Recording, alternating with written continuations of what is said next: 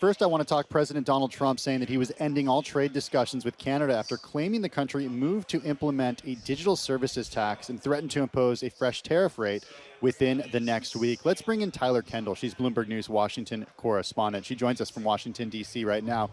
We did see stocks pair their gains for a big part of the session today, Tyler, as a result of this headline coming from the president. What specifically prompted President Trump to end discussions with Canada?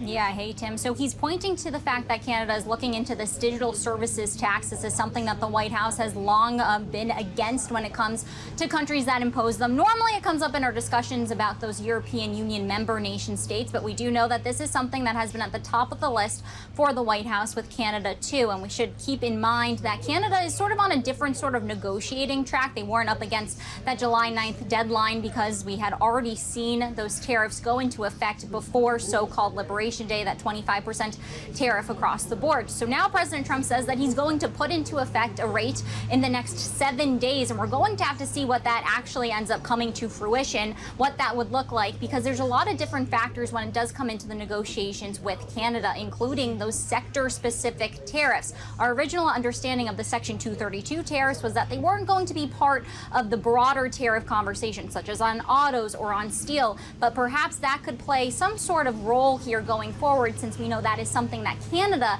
had been pushing on. But at the moment, it seems like this White House is stopping all negotiations.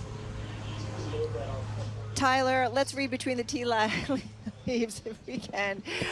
Is this a negotiating tactic between the United States and Canada, or something significant, or really, or have things broken down to the point that we might not get anything really substantial in terms of a trade deal? How do you read this?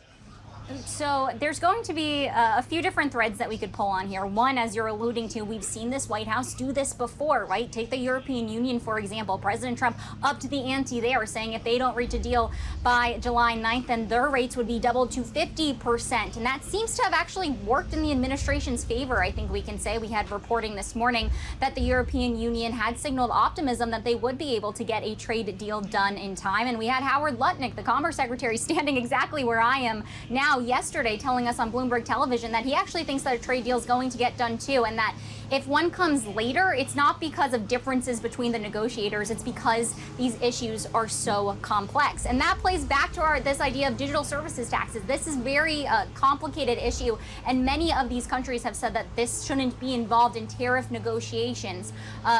We can talk about some other things here, too, including how the administration had just recently negotiated when it comes to the Section 899, the so-called revenge tax. Out of the reconciliation package, the administration, according to the Treasury Secretary Scott Bessent, agreed with other G7 allies that U.S. companies would be exempt from the second pillar of the OECD global tax plan, which is that global minimum tax. That was supposed to be, our understanding, a way to sort of grease the skids here, pave the way for how the administration feels that it's being treated unfairly when it comes to other countries' tax regimes. But it doesn't appear that it has made that way to the forefront, at least with the conversation when it comes to Canada. Yeah, so Tyler, specifically when it comes to Canada, do we know what the president says could bring them back to the negotiating table? What are the details of that? And also, I'm wondering about the way the way we understand and the way we've learned about how he communicates with this stuff. It's starting to sort of fit into some sort of pattern here, and I'm wondering if the kind of walking away from this stuff might lose its efficacy as a result of it happening repeatedly. Yeah, I think that's a good thing that we could examine moving forward here, but I don't really expect President Trump to take a different sort of tone, since this really has been how he's based his trade negotiations going forward. We know that he often likes to say that he's personally involved. His officials say that too. Now, when it did come to Canada, he had a rather frosty relationship with the last Prime Minister, Justin Trudeau, when these original tariffs were implemented on the basis of immigration and fentanyl concerns. But since then, he's worked with the new Prime Minister, Mark Carney. He was here at the White House. They did have a relatively warmer relationship, I think it was fair to say. But at the moment, this does appear that the negotiations have sort of gone off the rails. Now, there are a few different things that the U.S. has been looking for. For example, in his post on Truth Social, President Trump singled out tariffs on dairy. So we know U.S. agriculture could potentially play a factor here.